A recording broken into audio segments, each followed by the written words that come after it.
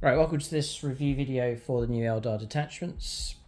Games Workshop haven't sent out a book yet. They've sent me a PDF with the full rules for the new Aeldari Codex. So I've got a printout here, but we're going to take a look at the first detachment that you'll come to in the book, and that's the Aeldari Warhost, it's called. So in this episode, we'll take a look at the detachment rule, enhancements, then just across on the other page will be the stratagems are available as well. Check out the other videos. I'm splitting the detachments up into small videos just so you can check out the ones that are relevant to you. The army rules we're taking a look at as well with the new battle focus.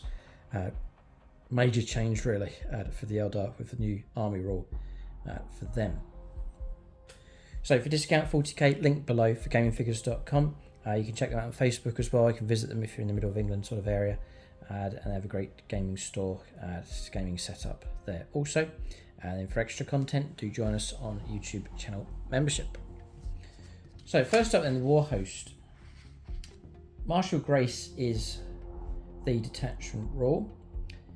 So at the start of the battle round, you receive one additional battle focus token. So the battle focus rules, for a regular strike full size game, 2,000 points, you get 4 battle focus tokens per battle round, so you use those up. Any spare are discarded, and you can use them at different points in the turn. You can use them in your movement phase, you could use them in the opponent's turn as well for certain maneuvers. There's 6 different maneuvers that you can do, but it's just a further enhancement on that. So with Warhost, you're getting an extra one of those guaranteed, so in which case you get 5. Each time a unit from your army performs the swift as the wind agile maneuver, which is the first one, until the end of the phase, add an additional inch to the move characteristic models in that unit. So for example, unit of Banshees, move 8, you'll get +2 for swift as the wind, and then an extra +1 for this detachment. So movement of 11, just a little bit extra movement, which every bit helps, right? If you're trying to reach certain targets, objectives, trying to make the ground up to then let off a charge, get in range of firepower and so on. Each time a unit from your army performs an agile maneuver that involves rolling a d6, add 1 to the result as well. So basically gearing you towards a little bit extra speed with Warhost, but that's about it for them. So then for enhancements, the Phoenix Gem, which we're familiar with, the Suriani model. The first time the bearer is destroyed, remove it from play, and at the end of the phase, roll dice. On a 2+, you set the bearer back up on the battlefield as close as possible to where it was destroyed, with its 4 wounds remaining. You do get all of your wounds back. It's complete full-on resurrection on a 2+. And you can't be within engager range as the rule was before. But Phoenix Gem is in this detachment now, in the Warhost detachment. It's a super strong enhancement. It's insane that you can resurrect the entire model and they come back with all of their wounds. It's particularly good. Well worth the points. Phoenix Gem, superb enhancement. Timeless Strategist. The Suriani model. At the start of the battle round, if the bearer is on the battlefield or any transport it is embarked with and is on the battlefield, you receive 1 additional battle focus token. So again, there's more ways you can harvest battle focus tokens. So I'm sure you can build a strategy. I'm giving these marks here out of 3. Phoenix Gem's superb. Martial Grace, gonna give it 2. It's not bad if you really get good at using the agile maneuvers, the battle focus tokens, and you can get a real good supply of those coming through. I'm sure it's going to be a real good asset. So I'm not going to say it's a bad start at all. The detachment rule, Phoenix Gem's superb, 3 out of 3. Timeless Strategist is useful, and then Gift of Foresight is the next one. The Suriani model only once per battle round you can target the bearer's unit of the commander reroll stratagem for 0 CP. That's once per battle round. Could be useful enough. Not bad. These are good value, I think, these enhancements. And then Psychic Destroyer. Adds Psychic. A Suriani Psycho model only. Add 1 to the damage characteristic of ranged psychic weapons equipped by the bearer. And again, it would be useful enough if you've got decent psychic powers. Perhaps coming from a Farseer, for example. So I think we're off to a good / very good start with Warhost. So we'll consider stratagems, and there are some recognisable ones here. Lightning fast reactions, 1 command point.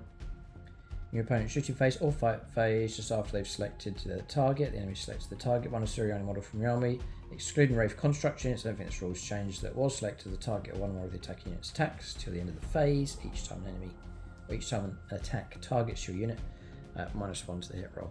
So it's an okay one.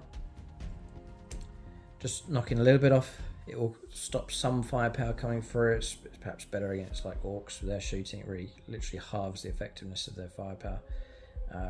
But it just takes the edge off it. I wouldn't say it's amazing, but it does help a bit. Then Skyborn Sanctuary, 1 command point. At the end of the fight phase, 1 Suriani unit from your army and 1 friendly transport. It is able to embark within. If your Suriani unit is wholly within 6 inches of the transport, you can embark inside it. So yeah, very, very useful. Being able to jump inside a transport, you can line that up well. So it's a bit of like a Harlequin maneuver. End of the fight phase. Just says end of the fight phase, right? I'm going to bump this up to 3 stars, or 3 ticks here, because you can get some great combinations there. I'm immediately thinking of things like fire dragons. It doesn't say you have to be in close combat for this one. It's just end of the fight phase. Your fire dragons just drop out the transport, take out a target or not, and then you just, for a CP, hop back inside the transport vehicle again. And it's a generous distance, hold within 6 inches of the transport, so a good bit of stretch on it. Great. So Skyborn Sanctuary. Yeah, it's a good one. A very good one. Feigned Retreat next. For a command point. All of these are 1 CP. Your movement phase, just after the Suriani army falls back, until the end of the turn, your unit is eligible to shoot and declare a charge on turn in which it fell back. So 3 ticks, 1, 3 stars. Fantastic. Fallback shooting charge is always strong, always helpful. Great for Eldar. So excellent. It's a real good detachment, this one. Then Blitzing Firepower. It's in your shooting phase. 1 Assyrian unit from your army that has not been selected to shoot this phase. To the end of the phase, ranged weapons, equipment models in the unit have the sustained hits of 1. Great. 6 pop extra hits ability when targeting an enemy unit within 12 inches. If such a weapon already has that ability, to the end of the phase, each time attack is made with this weapon, it's 5+ for critical hits.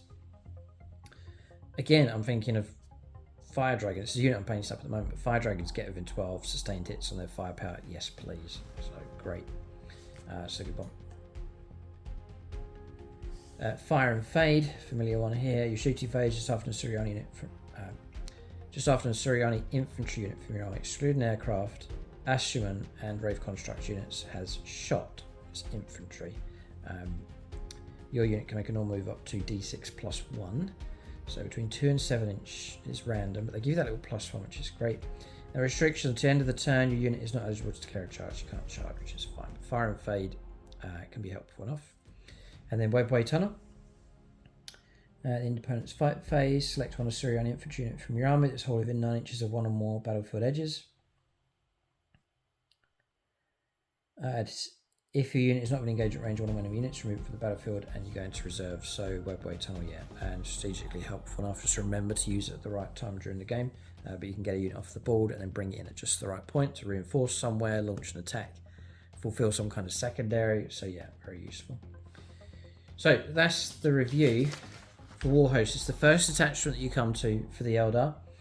As if battle focus and agile maneuvers and those tokens are useful, which I think they are, and you really want to build on that, the ability to supply yourself with more of those tokens per battle round is great.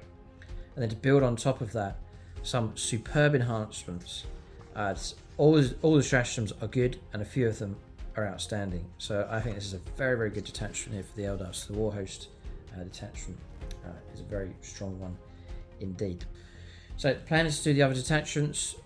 Pick and choose which ones you want to take a look at, see which ones are good. By all means, compare them all together. But for Warhost here, it's looking strong. Discount 40k, link below for gamingfigures.com, and then join us on membership. Link below. You can go to channel homepage and hit the join button. Thanks for watching. Tune in next time.